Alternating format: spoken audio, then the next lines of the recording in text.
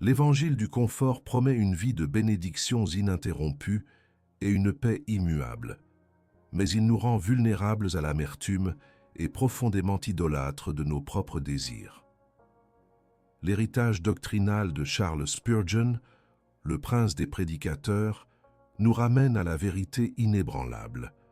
La prière n'est pas un levier pour manipuler la main de Dieu, mais un acte de soumission radicale à sa volonté souveraine. Elle n'est pas conçue pour plier le ciel à nos désirs terrestres, mais pour plier nos cœurs pécheurs et rebelles aux desseins éternels de notre Créateur. Mais alors, que dire de ces moments déchirants où nos supplications les plus ferventes, nos cris les plus désespérés semblent se perdre dans un silence assourdissant, laissant derrière eux une traînée de doute, de frustration et de confusion.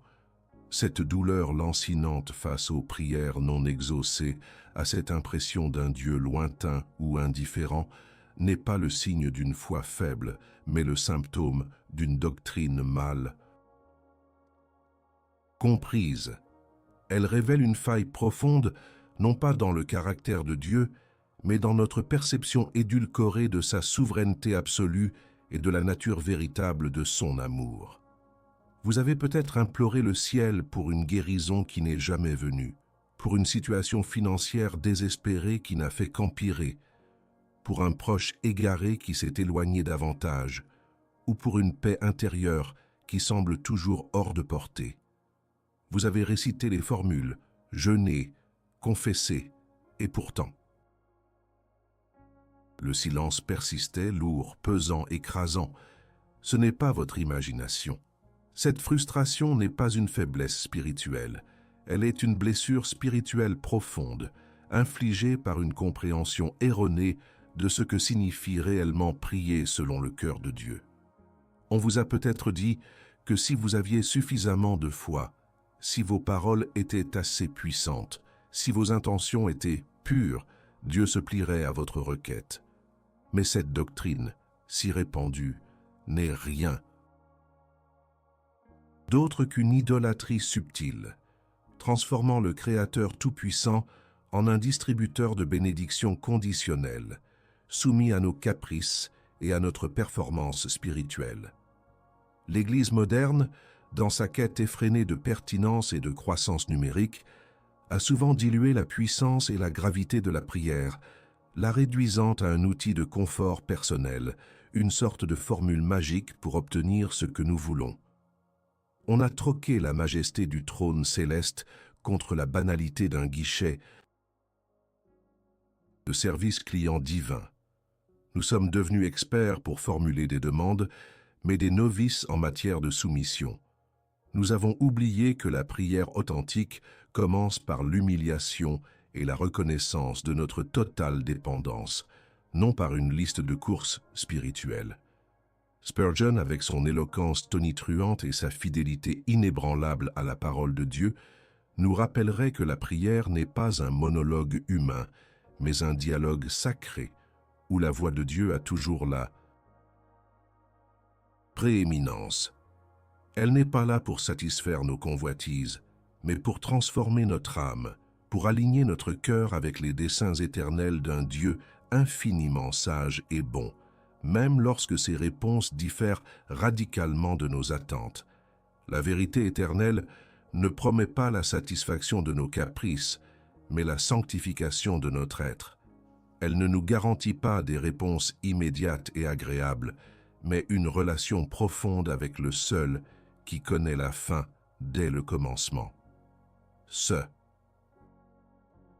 malaise que vous ressentez, cette interrogation lancinante face au silence divin, est une invitation non à douter de Dieu, mais à douter de notre propre théologie de la prière. C'est une opportunité de démolir les fondations fragiles d'une foi bâtie sur le sable du désir personnel et de la performance, pour reconstruire sur le roc inébranlable de la souveraineté divine. C'est un appel à cesser de chercher des pourquoi faciles et à embrasser la majesté d'un Dieu qui, même dans son silence, agit toujours pour sa gloire et notre bien suprême.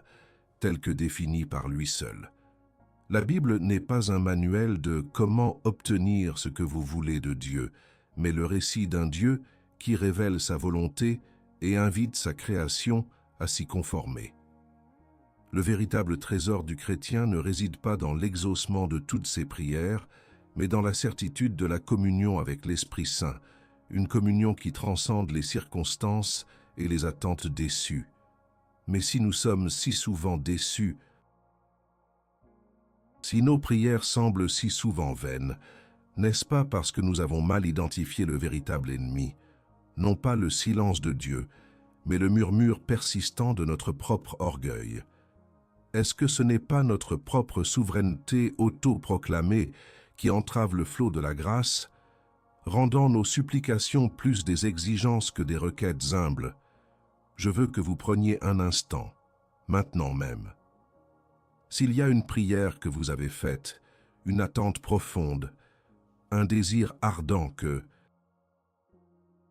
Dieu n'a jamais exaucé de la manière que vous espériez et qui vous a laissé un goût amer, laissez un mot, une phrase, dans les commentaires, sans phare, sans masque.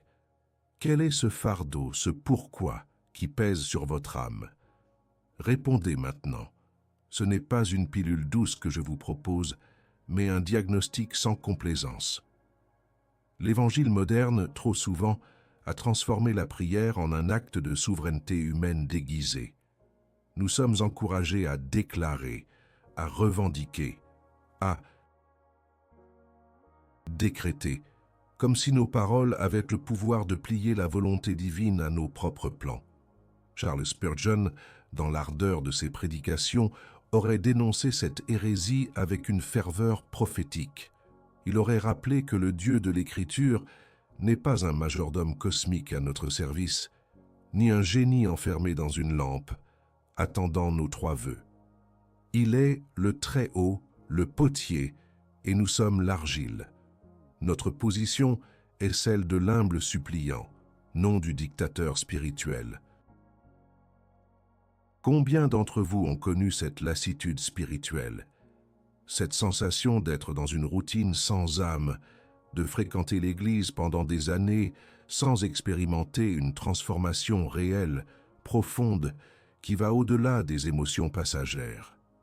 La déception de prière qui semble se heurter à un mur d'airain n'est pas une expérience isolée. Elle est le symptôme d'une foi superficielle qui a perdu de vue l'objet véritable de son adoration. Cette stagnation, cette aridité, provient souvent d'une approche transactionnelle de la foi. Nous donnons un peu de notre temps, de nos efforts, et nous nous attendons à ce que Dieu nous rende au centuple et de la manière que nous avons spécifiée. Quand cette attente est frustrée, non seulement nous nous sentons trahis, mais notre âme s'épuise, doutant de la bonté de Dieu, ou pire, de sa propre existence. C'est la douleur d'un christianisme centré sur l'homme, où le Saint-Esprit est vu comme un pourvoyeur de bénédictions plutôt qu'un sanctificateur. Nous cherchons des signes extérieurs de la faveur divine, des bénédictions tangibles, des réponses immédiates qui confirment notre statut de favori. Mais quand la tempête ne s'apaise pas, quand la maladie persiste, quand la porte reste fermée, nous nous effondrons. Pourquoi? Parce que notre foi était ancrée dans le résultat, non dans le caractère immuable de Dieu. Cette quête incessante de notre propre confort et de notre réalisation personnelle, même sous couvert de spiritualité, est un ennemi commun, subtil mais dévastateur, la souveraineté du moi. C'est cette voix intérieure qui murmure que nous méritons mieux, que Dieu nous doit quelque chose, que notre souffrance est un échec de sa part ou de la nôtre. Cette douleur est légitime, car elle révèle une lacune dans notre compréhension de la grandeur divine. C'est ici que Charles Spurgeon intervient avec la clarté d'un prophète. Il nous rappellerait que la quête des bénédictions matérielles ou du confort immédiat lorsqu'elle supplante la quête de Dieu lui-même est une forme d'idolâtrie. Nous avons élevé les dons au-dessus du donateur, les créatures au-dessus du Créateur. L'Esprit Saint, ce trésor impérissable du chrétien, est souvent invoqué pour obtenir des faveurs terrestres, au lieu d'être recherché pour la communion profonde qu'il offre avec Dieu. La véritable prospérité divine n'est pas mesurée par l'abondance de nos biens ou l'absence de nos peines, mais par la richesse de notre relation avec le Christ. Le vrai trésor n'est pas dans les bénédictions qu'il accorde, mais dans le fait de le posséder, lui. L'idolâtrie du cœur se manifeste de manière insidieuse. Elle nous fait croire que Dieu existe pour nous servir, pour valider nos désirs et pour aplanir nos chemins. Nous prions pour la richesse, la santé, le succès, non pas pour que le nom de Dieu soit glorifié à travers eux, mais pour notre propre satisfaction. Nous avons oublié la prière du Christ, « Que ta volonté soit faite ». C'est une prière que le moi idolâtre ne peut prononcer sincèrement, car elle implique une reddition totale, une renonciation à nos propres droits et désirs. Spurgeon n'a jamais hésité à affirmer la souveraineté absolue de Dieu. Il a enseigné que Dieu est libre d'exaucer ou de ne pas exaucer, selon sa sagesse parfaite et ses desseins éternels. La prière n'est pas une tentative de forcer sa main, mais une reconnaissance humble de notre impuissance et de sa toute-puissance. Les prières non exaucées ne sont pas un signe de l'échec de Dieu, mais souvent une démonstration de sa sagesse qui voit au-delà de nos requêtes limitées. Il peut nous refuser ce que nous désirons pour nous donner ce dont nous avons réellement besoin pour notre sanctification et sa plus grande gloire. C'est une vérité dure, difficile à accepter pour notre ego centré sur lui-même, mais c'est la vérité libératrice. Le vrai trésor, celui qui ne se corrompt ni ne s'estompe, n'est pas une vie sans problème, mais une vie vécue dans une communion ininterrompue avec le Saint-Esprit. C'est une relation où notre joie ne dépend pas des circonstances, mais de la présence constante de Dieu en nous. C'est comprendre que la vraie prospérité, la richesse de l'âme, est de connaître Christ, de le suivre et de porter sa croix. C'est là que réside la véritable bénédiction, celle que le monde ne peut ni donner ni comprendre. Ce n'est pas l'absence de souffrance, mais la présence de Dieu dans la souffrance qui forge une foi inébranlable. Nous vivons dans une ère où le confort est roi et où l'Évangile a été perverti pour servir cette idole. Lorsque la prière devient un outil pour obtenir ce que nous voulons et non pour se soumettre à ce que Dieu veut, les conséquences sont spirituellement dévastatrices. Ce n'est pas seulement un problème de théologie, c'est une crise existentielle qui érode la fondation même de notre foi. L'illusion que nos prières sont des commandes à Dieu mène inévitablement à la déception, à l'amertume et finalement à une apostasie silencieuse. Imaginez un instant cette prière extraite des profondeurs du psaume 139. « Sonde-moi, ô Dieu, et connais mon cœur, éprouve-moi et connais mes pensées. Regarde si je suis sur une mauvaise voie, et conduis-moi sur la voie de l'éternité. » Cette prière dans sa nudité et sa vulnérabilité est la prière que l'ego craint le plus. Pourquoi ? Parce qu'elle ne demande pas une bénédiction, mais une confrontation. Elle ne cherche pas le confort,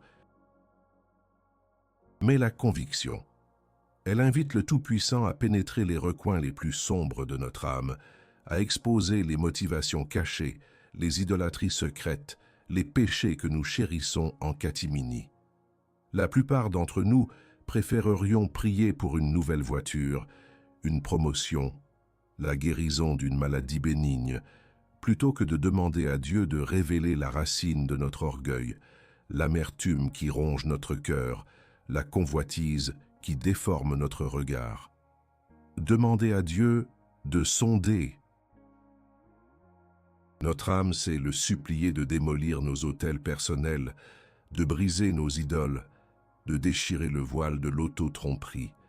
C'est une prière dangereuse, car elle exige un cœur prêt à se repentir, à renoncer, à se soumettre. La conséquence de ne pas faire cette prière, ou de la faire du bout des lèvres, est une foi stérile, superficielle, qui ne connaît pas la profondeur de la sanctification. Nous restons dans une zone de confort spirituel, jamais véritablement transformée, car nous refusons que la lumière de Dieu expose les ténèbres en nous. Vous plaignez-vous de l'absence de transformation réelle dans votre vie, de cette lutte perpétuelle contre le même péché récurrent? Et si la réponse se trouvait non pas dans une nouvelle méthode de prière, mais dans cette prière radicale que vous n'osez pas formuler, « Sonde-moi, ô Dieu ». C'est la prière qui ouvre la porte à la vraie victoire, non pas la victoire sur les circonstances extérieures, mais la victoire sur le tyran qui réside en nous, notre propre moi déchu, la prospérité que le monde ne comprend pas, le paradoxe de la richesse en foi et de la pauvreté aux yeux des hommes. L'Écriture abonde en exemples de saints qui, aux yeux du monde, étaient pas des misérables, mais aux yeux de Dieu, possédaient un trésor inestimable. Charles Spurgeon, bien que très estimé, n'a jamais promis de richesse matérielle. Au contraire, il a mis en garde contre la poursuite de ces richesses au détriment de la piété. Le paradoxe de la vraie prospérité est qu'elle est souvent invisible aux yeux des non-croyants, voire méprisée par eux. Être riche en foi, c'est posséder une paix qui surpasse toute intelligence, une joie inébranlable même au milieu de la souffrance, une espérance ancrée dans l'éternité plutôt que dans les biens terrestres. C'est être en communion profonde avec le Saint-Esprit, qui est le véritable gage de notre héritage. Quand le monde mesure le succès par les comptes bancaires, les possessions, le statut social, le chrétien authentique mesure la prospérité par la sanctification de son âme, par sa ressemblance croissante avec Christ, par la profondeur de son amour pour Dieu et son prochain. Les apôtres, pauvres, persécutés, souvent dans le besoin, étaient infiniment plus riches que les rois de leur époque, car ils possédaient le Christ. Leur foi n'était pas un bouclier contre les épreuves, mais une ancre dans la tempête, leur permettant de glorifier Dieu même dans le manque et la persécution. Les Idées is das. Conséquences de ne pas embrasser cette vision sont amères. Si notre définition de la prospérité est celle du monde, nous serons constamment déçus par Dieu, car il n'a jamais promis une vie sans croix. Nous pourrions même nous éloigner de lui, croyant qu'il nous a abandonnés, alors qu'en réalité, il nous appelait à une richesse d'une nature bien supérieure. L'absence de réponse à nos prières matérialistes n'est pas un refus, mais une miséricorde qui nous protège de l'idolâtrie et nous dirige vers le vrai trésor. C'est une leçon que l'Esprit Saint nous enseigne par la discipline, nous arrachant aux attaches terrestres pour nous lier plus fermement à l'Éternel. À ceux qui se sentent épuisés, frustrés par des prières sans réponse et une vie spirituelle stagnante, je vous mets au défi de faire cette admission publique. Quel est le désir secret de votre cœur, si profond que vous n'osez pas le confesser à Dieu, et qui pourrait être la cause de votre éloignement? Nommez-le dans les commentaires. C'est le premier pas vers la libération. Nous avons vu le diagnostic douloureux et les conséquences amères d'une foi centrée sur le moi. Mais la vérité éternelle ne nous laisse jamais sans solution. Cette solution n'est ni facile, ni confortable, ni une simple astuce. C'est un appel radical, un chemin escarpé qui mène au véritable trésor, à la profondeur de la communion avec Dieu. Il s'agit d'un retour à l'autel, là où le sacrifice et la soumission sont les monnaies d'échange. C'est le chemin de la croix. pavé d'abnégation, de repentance et de la recherche exclusive de la gloire de Dieu. Charles Spurgeon, avec son autorité pastorale, aurait martelé cette vérité fondamentale. La prière authentique n'est pas une liste de courses, mais une reddition. Elle ne commence pas par « donne-moi », mais par « que ta volonté soit faite ». Le chemin vers des prières exaucées, ou plus précisément vers la paix face aux prières non exaucées, passe par l'abandon de notre propre volonté à celle de Dieu. C'est un acte de foi radical qui reconnaît sa souveraineté absolue sur tous les aspects de notre vie, même ceux qui nous font le plus souffrir. L'appel à l'autel est un appel au repentir. C'est la reconnaissance que nous avons péché en plaçant nos désirs au-dessus des siens, en doutant de sa bonté ou de sa sagesse lorsqu'il ne nous a pas donné ce que nous avions demandé. Le repentir n'est pas une simple émotion de regret, mais un changement de direction, une volte-face radicale où nous nous détournons de la souveraineté du moi pour embrasser la souveraineté du Christ. C'est se jeter à ses pieds et dire « Pas ma volonté, mais la tienne ». C'est une prière dangereuse pour notre ego, mais c'est la seule prière qui libère véritablement l'âme. Cette reddition inconditionnelle signifie renoncer à notre droit de comprendre toutes les raisons du silence de Dieu. Cela signifie faire confiance à sa sagesse infinie, même quand nous sommes dans l'obscurité. C'est la reconnaissance que Dieu est bon, même quand la vie ne l'est pas, et qu'il travaille toutes choses pour le bien de ceux qui l'aiment et sont appelés selon son dessein. La vraie foi ne dicte pas à Dieu, elle se prosterne devant lui. Elle ne cherche pas à le contraindre, mais à lui obéir. C'est une foi qui trouve son contentement non pas dans l'exaucement de ses désirs, mais dans la présence et l'approbation du Seigneur lui-même. La révélation du vrai trésor. Comment Spurgeon a découvert la richesse de l'âme. Spurgeon, tout au long de son ministère, a prêché sans relâche sur la richesse inestimable de la grâce de Dieu et la sanctification de l'âme. Pour lui, le véritable trésor ne se trouvait pas dans les bénédictions matérielles ou dans une vie sans épreuve, mais dans une communion profonde et ininterrompue avec le Saint-Esprit. Il a compris que la plus grande richesse est de posséder Christ et d'être possédé par lui. C'est la richesse de l'âme, une prospérité spirituelle qui transcende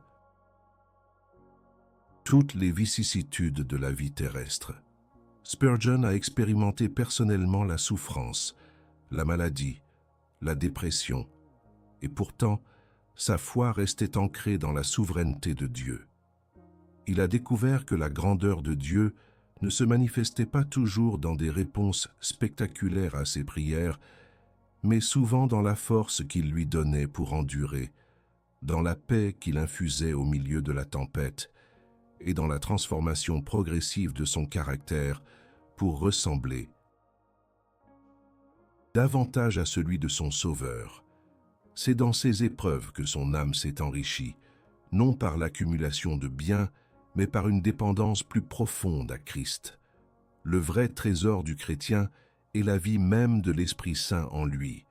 C'est la présence de Dieu qui nous guide, nous console, nous enseigne et nous sanctifie. Cette communion est le gage de notre héritage éternel. Elle est le seul bien impérissable, la seule source de joie véritable qui ne dépend d'aucune circonstance extérieure. Lorsque nous cherchons d'abord le royaume de Dieu et sa justice, toutes les autres choses, celles qui sont véritablement bonnes pour nous, selon sa parfaite sagesse, nous sont ajoutées.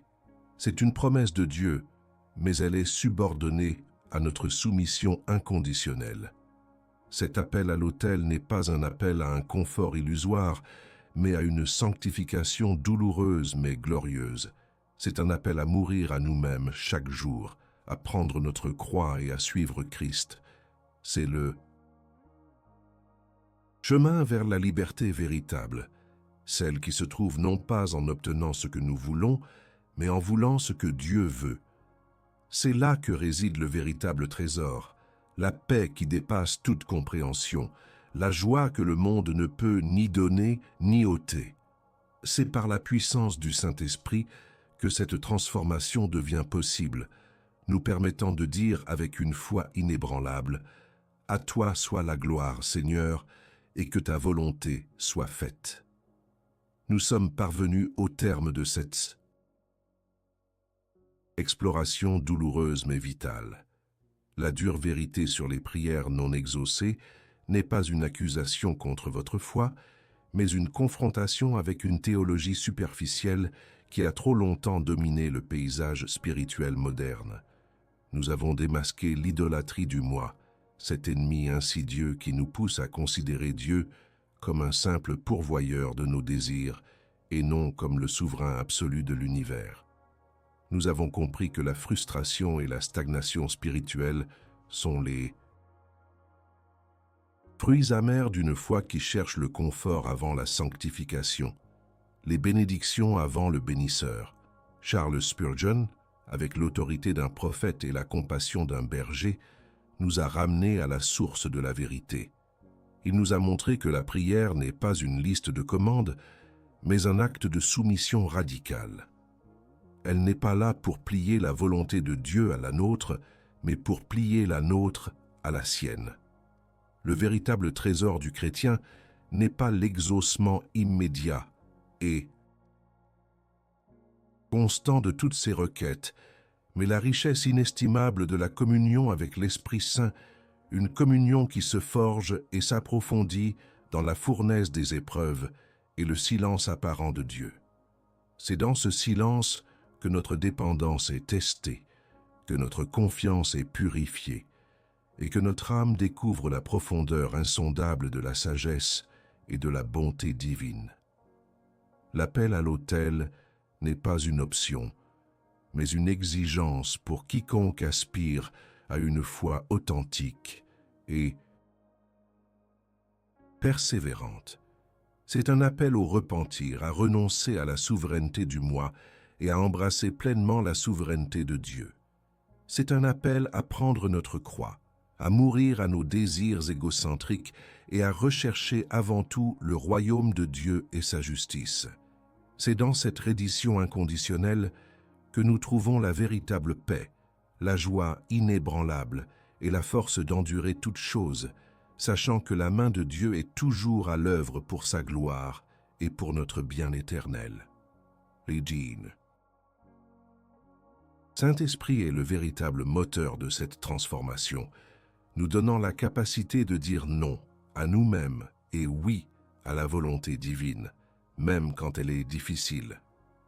La vraie prospérité n'est pas l'absence de problèmes, mais la présence constante de Dieu au milieu d'eux. La vraie richesse n'est pas l'accumulation de biens terrestres, mais l'enrichissement de l'âme par la connaissance de Christ. La véritable victoire n'est pas d'obtenir ce que nous voulons, mais de vouloir ce que Dieu veut. C'est une perspective éternelle qui transcende les futilités de ce monde éphémère et nous ancre dans l'inébranlable espérance du ciel. Dans les mots intemporels de Charles Spurgeon lui-même, la prière n'est pas une façon d'obtenir ce que nous désirons, mais de nous adapter à ce que Dieu veut. Que cette vérité grave et glorieuse résonne dans votre âme, vous libérant des chaînes de la déception et vous ouvrant à la plénitude d'une foi véritable, courageuse et totalement soumise. Le chemin est étroit, la porte est difficile, mais la récompense est éternelle, la connaissance intime du Dieu vivant. C'est un chemin pour les âmes courageuses, pour ceux qui sont fatigués des superficialités et qui aspirent à la profondeur. Si ce message a résonné en vous, si vous vous sentez interpellé à embrasser cette foi radicale, n'hésitez pas. J'aimerais que vous vous abonniez à cette communauté de chercheurs de vérité. Rejoignez les sentinelles qui refusent les faux conforts et qui s'accrochent à la doctrine solide. Racontez-nous dans les commentaires, non pas ce que vous avez perdu, mais ce que vous avez gagné en comprenant mieux la volonté souveraine de Dieu. Quel changement concret cette perspective apporte-t-elle à votre manière de prier et de vivre votre foi?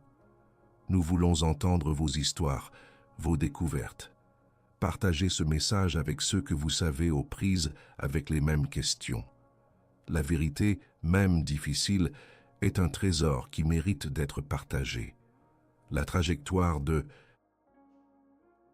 la foi n'est pas une ligne droite ascendante vers un confort illimité, mais un pèlerinage sinueux, parsemé de vallées d'ombre et de montagnes de révélation.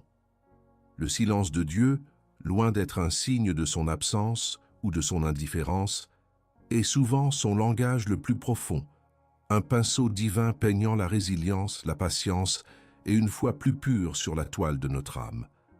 C'est dans ces interludes silencieux que l'Esprit Saint opère les œuvres les plus profondes, déracinant nos dépendances terrestres et nous greffant plus fermement sur la vigne véritable. Le véritable trésor du chrétien n'est pas une vie sans épreuve, mais une vie où, à travers chaque épreuve, notre confiance en la souveraineté de Dieu est affinée et notre amour pour lui est purifié.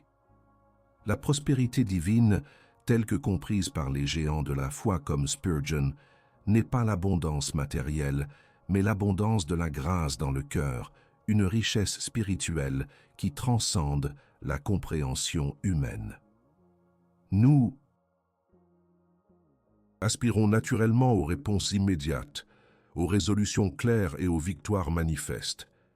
Mais le ciel, dans sa sagesse insondable, nous enseigne souvent par le manque, par l'attente prolongée, par des chemins que notre intelligence humaine ne peut sonder. C'est là que la vraie maturité spirituelle prend racine. La discipline divine, bien que douloureuse dans l'instant, est toujours orientée vers notre sanctification, vers notre conformité à l'image du Christ. Chaque prière, non. Exaucée telle que nous l'entendons, est une occasion de réaligner notre boussole intérieure, de vérifier l'objet de notre adoration. Est-ce Dieu seul que nous cherchons, ou les bénédictions qu'il pourrait accorder? La réponse à cette question révèle la profondeur de notre engagement, la pureté de notre culte. Le chemin des disciples n'est pas un chemin de facilité, mais un chemin de transformation. Il exige un courage radical, non pas pour défier Dieu, mais pour lui faire confiance de manière inébranlable, même quand tout autour de nous semble s'écrouler. C'est la foi qui, comme l'or purifié par le feu, émerge plus brillante et plus précieuse. Cette compréhension n'est pas destinée à décourager la prière, mais à la purifier, à la rendre plus puissante, car elle sera ancrée non pas dans nos désirs fluctuants, mais dans la volonté immuable de Dieu. Le vrai trésor n'est pas la satisfaction de nos caprices, mais la paix profonde et durable qui vient de l'abandon total de notre âme à la providence divine. Cette paix est un don de l'Esprit Saint, une ancre dans les tempêtes, une certitude au milieu de l'incertitude. Ce n'est pas un message facile, mais il est libérateur. Il nous arrache à l'esclavage de l'attente égocentrique et nous invite à la liberté glorieuse d'un enfant, qui se repose entièrement sur la sagesse parfaite de son Père céleste.